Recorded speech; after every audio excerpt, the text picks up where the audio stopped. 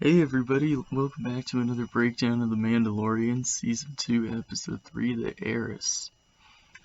Um, the last episode, Episode 2, The Passenger, left off with, Frog Lady and Mando and Baby Yoda flying off of, that ice planet.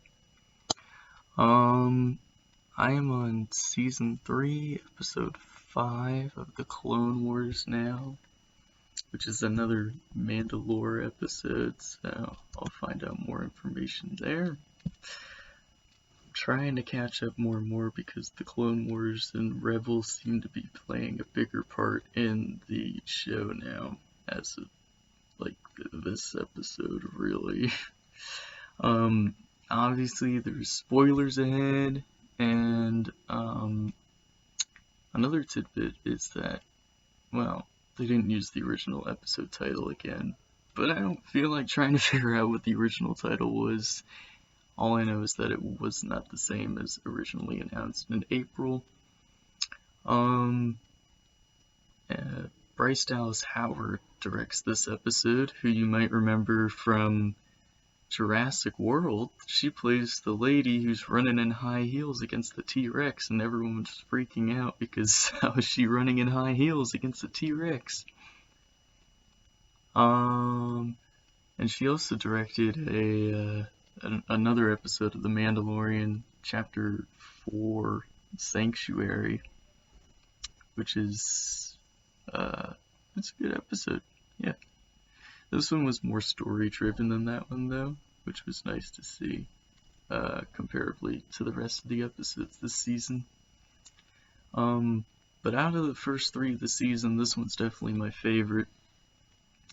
I stayed up and watched episode 5 when it premiered, and I can't wait to do that breakdown because that was definitely the best episode in the entire show. I've already watched it twice, and it's the day that it came out. So the episode starts off with the trailer shot of the Razor Crest damaged going to Trask. And then everyone wakes up and Mando's like, oh, let's get ready to land. It's going to be a bumpy land. If we don't burn to a crisp, he says. And there's the trailer shot of the Razor Crest falling, which makes a lot more sense because I was watching the trailer and I was so confused as to what was falling out of the sky in that scene. And as he's trying to land this decrepit Razor Crest at this point, there's a Mon Calamari who's just looking up, waiting for the Razor Crest to come down, just watching Mando struggle, which was funny. But it was nice to see the Mon Calamari back. If you don't know what I'm talking about, they're the same species as Admiral Akbar in the original trilogy. The guy who goes, "It's a trap." That's not doing Admiral Akbar justice, but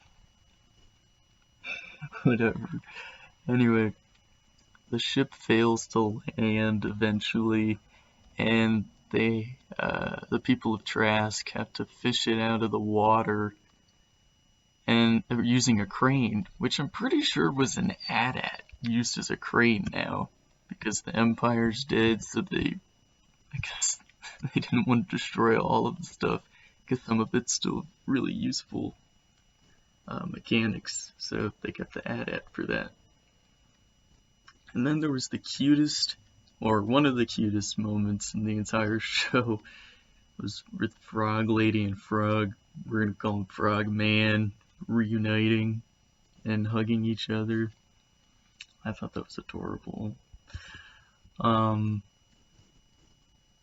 Mando asks Frog Man, he's like, hey, I heard you could lead me to others of my kind. And so Frog Man guides him to a cantina, where Mon Calamari says that others with Beskar have been to Trask, which was useful information. And so the Mon Calamari at the cantina gets a corn, which the corn are the squid looking guys. I think they look like Davy Jones from Pirates of the Caribbean. Or the Caribbean, don't at me on that.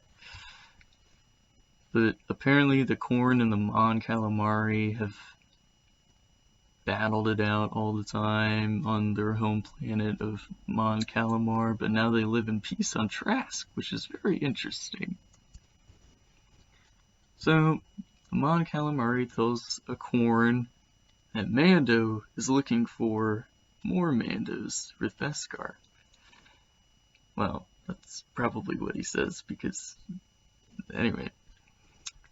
So the Corn says, I can take you to the Mandalorian if you, I can take you on my ship. They go on a boat, Mando and Baby Yoda, and the Corn basically trick them and push Baby Yoda into a Mama Corn when they're trying to feed it, and the Mama Corn eats Baby Yoda. And so Mando dives in after him. So the Corn attempt to drown Mando and steal his Beskar off of his corpse. So that was a lovely idea of the Corn. And, but lucky for Mando and Baby Yoda, a bunch of Mandalorians appear, and they kill all of the Corn. And they help Mando out of the Mama Corn cage. And one of the Mandalorian jumps in to save Baby Yoda and gets him out, so he's fine. And then all three of the Mandalorian that saved Mando take off their helmets, and he's shocked by this because this is not what he was taught. It's not the way, because Mando needs to keep their helmet on at all times. They can never reveal their face to a living thing. And people take off their helmets, and the person in charge says, my name is Bo-Katan, which was a huge name drop, because Bo-Katan is from Clone Wars and Rebels.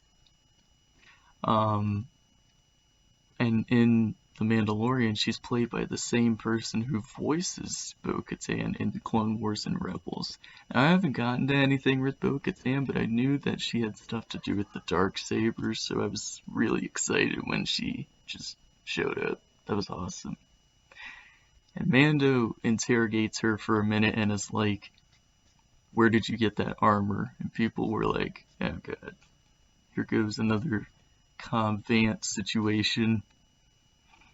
And she said that the armor's been in her family for generations, which is true. She also reveals that, well, we kind of knew this, but she says to Mando that he's from a different section of the Mandalorian called the Death Watch. And the Death Watch were the ones who saved him when he was a kid. The Death Watch are also in Clone Wars and Rebels, and their goal is basically to reestablish the ancient way of the Mandalorian. But it's not the modern way of the Mandalorian. This is the ancient way, is what we really should be saying.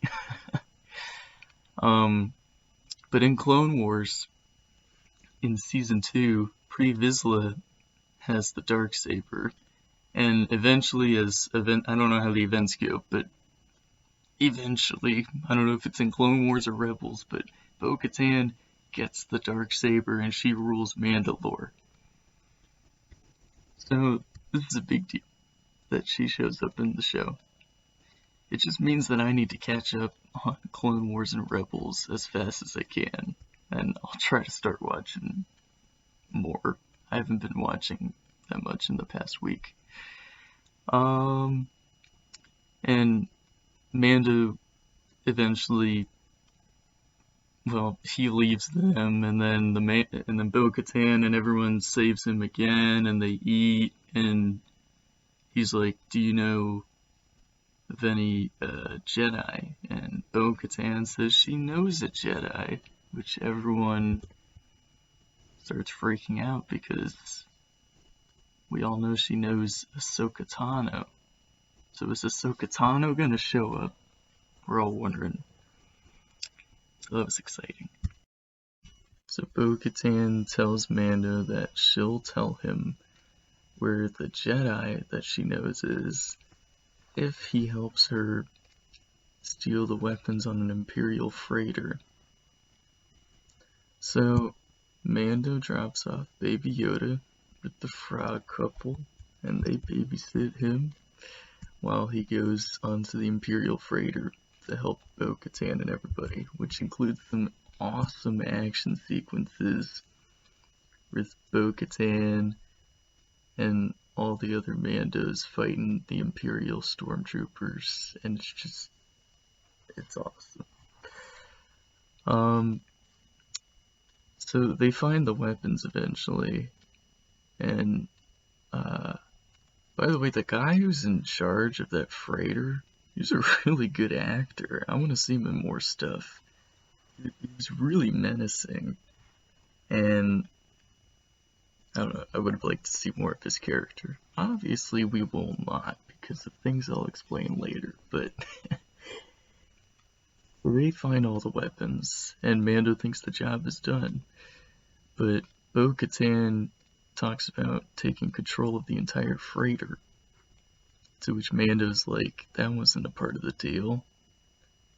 And she explains, she says, there's something I need if I am to rule Mandalore, and that's the Darksaber, which Moff Gideon has at the moment. So she's trying to figure out where the Darksaber is, more specifically where Moff Gideon is. Now, I'm still watching Clone Wars, obviously, but I do know that the only way to get the Darksaber is to either kill the person who has it or have a trial by combat.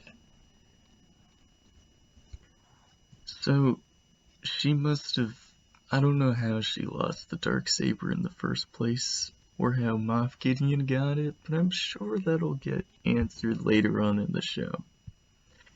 But we did get to see a little bit of Moff Gideon, because he was on the hologram talking to the captain of the freighter. And he says, long live the Empire, and I just love Giancarlo Esposito. He's just such a fantastic actor for the role. He's always playing a menacing villain, like Gus Fring in Breaking Bad. Once Bo-Katan and the other Mandos make it up to the, I guess, the cockpit of the freighter, she interrogates the captain and is like, where's the Darksaber? Does he have it? And he says, if you're asking, then you already know. So, everyone's very vague. But the captain uses Star Wars version of cyanide and kills himself so that he doesn't reveal anything about the Empire. Because if he did, then Moff Gideon would kill him, but if he didn't, then Bo-Katan and everyone would probably torture him. So he was like, alright, I'm gonna yeet out of here. So they finally have control of the freighter, and Mando's like, alright, I'm done. I did what you wanted me to do. Tell me where the Jedi is. And Bo-Katan says to go to the forest planet of Corvus, and there you will find Ahsoka Tano. And that was one of the best moments in the show, because that was when it was confirmed that Ahsoka Tano was finally going to be in a live-action Star Wars, and I'm so excited to see what that looks like. So, that's pretty much the episode. Then they just, the Mon Calamari don't know how to fix the Razor Crest. They just gotta put fishnets everywhere. But then they take off on their way to Corvus, and that's how the episode ends. So yeah, thank you guys so much for watching. I'll have another episode 3 discussion out soon with Christian, and my episode 4 discussion and breakdown. out soon. Please like, subscribe, comment, be nice to each other down there, and yeah, this is Eddie Coleman Reviews Movies.